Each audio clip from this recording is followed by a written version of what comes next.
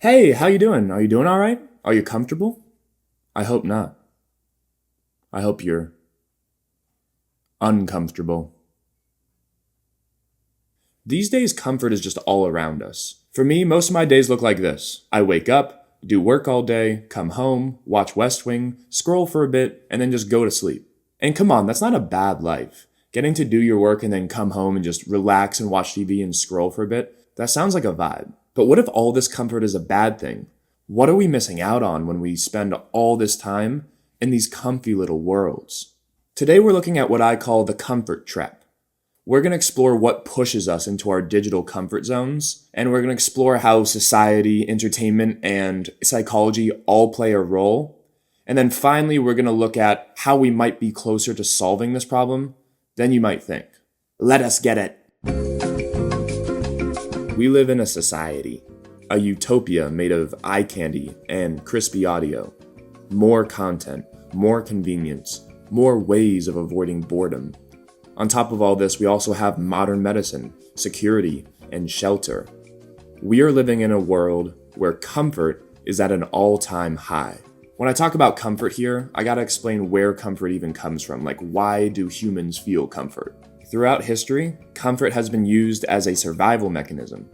If Joe Caveman could build his fire faster, then he could relax for longer. That comfort that he gave himself would let him recharge his energy more for the next day. Put it simply, being comfortable is the way that we recharge our batteries. It's why, after a long day, sometimes all you want to do is just sit and binge Heated Rivalry till you fall asleep. We get home and most of us are already on low power mode, so when we sit on the couch and plug in, we're actually giving ourselves a chance to recharge a little bit. And these days, we're all watchers. I mean, this video is probably just one of the many things you'll watch today. And sometimes this is a good thing. Like, we need time to relax in our days, and watching stuff really requires zero effort. There's even stuff out there that says rewatching shows can be good for your memory. And short videos have been a great way to get news and information to young people. I mean, come on, like, we get most of our news from social media. But despite all that, we have too much of a good thing.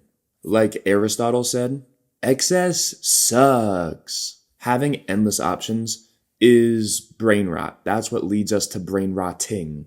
Poor attention spans, weaker problem-solving skills, distorted memory, anxiety. I'm betting most of you can relate to these. And just to cite myself, this study from PubMed lists all of these issues that I just mentioned as common symptoms of overstimulation in young adults and teens. This is the comfort trap. We can't stand being uncomfortable. When we are so used to doing the same things over and over again, we start to be terrible at getting outside of our own comfort zones. And to give you a little bit more context about what I'm talking about, I'm gonna dip into the personal bag. Having so much comfort in my life makes me feel secure. Being able to constantly watch TV and scroll are so automatic for me that it keeps me from wanting to try anything else, like meeting new people and practicing my guitar. Anything that's not scrolling in TV feels hard and uncomfortable. Try this for me. Picture your comfort zone a few years ago and put whatever you are comfortable with in a circle. My circle used to have things like playing guitar, going on hikes, exploring the city with my friends, but now that I'm a young adult working more and facing more responsibility, my circle of what I like to do is shrinking. So that's me. And I know most of you can't relate to all of this, but the point is, this is not something that you're born with. I think that getting used to discomfort is a lot like a muscle. When you stop using it, it gets weaker and weaker. So when we stay in our little comfort zones too long, our threshold for discomfort drops to zero. I mean, we have some weird fears, guys. Like, most of us are afraid of making phone calls or just being ourselves and being cringy. And a lot of that comes from anxiety. Working out our ability to be uncomfortable starts with who we are when we're with ourselves. Being alone with ourselves, even for like small moments, it feels unbearable. We never have to sit in silence with ourselves ever again if we don't want to. We can just fill those weird little self-alone moments with entertainment for the rest of our lives. But that means when we actually are alone, we freak the fuck out. And to stop feeling that way, we have to chase something to make us feel comfortable again. The philosopher Byung-Chul Han wrote about some of this stuff in his book called The Burnout Society. In it, he says that since we've had this capacity to keep ourselves busy 24/7, we've all lost the ability to just sit and do nothing. When we chase comfort in our mission to relax at the end of the day, we are isolating ourselves from the rest of the world. And at the same time, we're running away from spending time with ourselves. So this sucks, and I haven't really talked about how the hell you were going to get out of this. I've mentioned stuff in my other videos, so I'm going to hit this really hard. Let's go.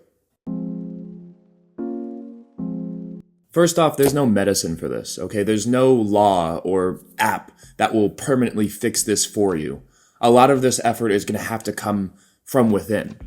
But I hate not trying to give you guys answers to some of these problems because these problems, they're depressing, okay?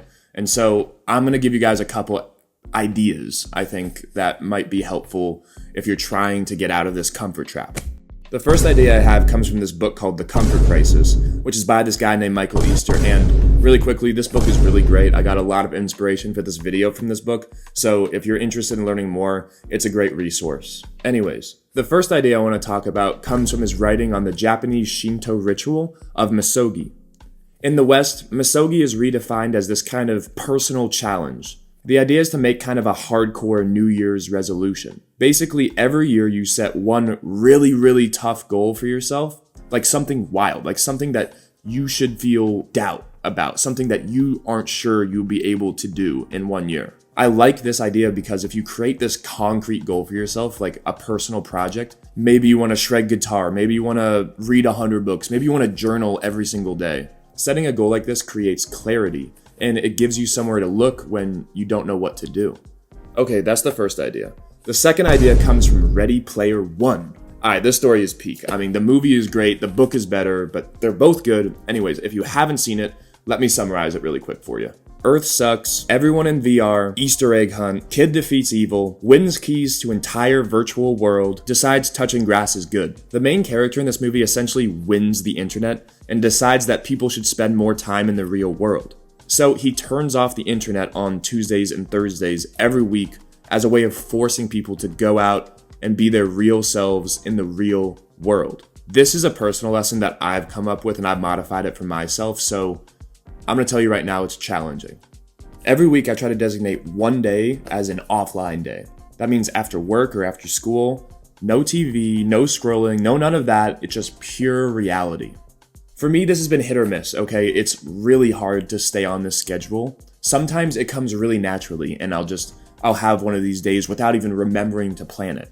And then there's other weeks where it's just 7 days straight of the binge factory and I can finish like 5 shows in that 1 week. But c'est la vie, we're not all perfect. The most important thing with this idea is that it creates this single moment every week where you're trying to put yourself out of the comfort zone. I think that's where it has its most value. Because even having that just like little reminder on my phone every week is sometimes all it takes to get me out of my comfort zone. The third and lastly idea is do nothing. Let me snatch back my boy Byung-Chul Han for this one because he's going to help me out. I first learned about Han and some of his ideas on burnout from a podcast called Philosophize This. Shout out Stephen West! And I remember the host talked about how Han's hobbies included gardening and sitting in silence. And at first I thought this guy was just like psychotic, but then I remembered that like I couldn't remember the last time I sat alone with myself.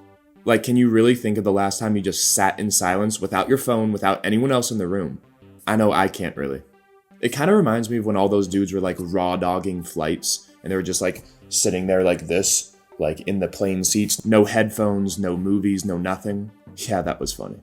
Anyways, this last idea from Han of doing nothing is something that I've tried to incorporate in a very basic way. Every day, I set a 5-minute timer and I just sit alone in silence. Don't do anything, don't clean, don't fold laundry, just sit and do nothing. Look around, think to yourself, meditate, I don't care. Just spend 5 minutes per day with you. I saved this one for last because this is the one where you can kind of sit with yourself, and think about all the other ones. And some days I just get like totally distracted. I sit down and I can't do it, or some days I just like forget to do it. But that's life. At the end of the day, the goal isn't to eliminate this circle of comfort that you have. It's to practice stepping outside of it. Nothing is trapping us in here. You have free will. Yes, it's hard. Yes, it's uncomfortable, but our goal shouldn't be to always be comfortable or to always be outside of our comfort zones. The goal should be to try to live your life maybe a little bit better. That's it. Thanks, guys. I appreciate you all sticking around for this whole video. Let me know what you thought of this style. I like experimenting around. It's fun for me, but at the end of the day, these things are for you. So let me know what you think. Thanks for watching. I'll see you next time. Let us get it.